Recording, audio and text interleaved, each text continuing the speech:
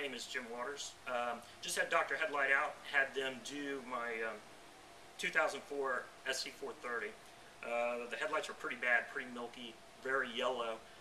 They look absolutely brand new now. One of the reasons why I called them to get them to do it is because I've got a black LS430.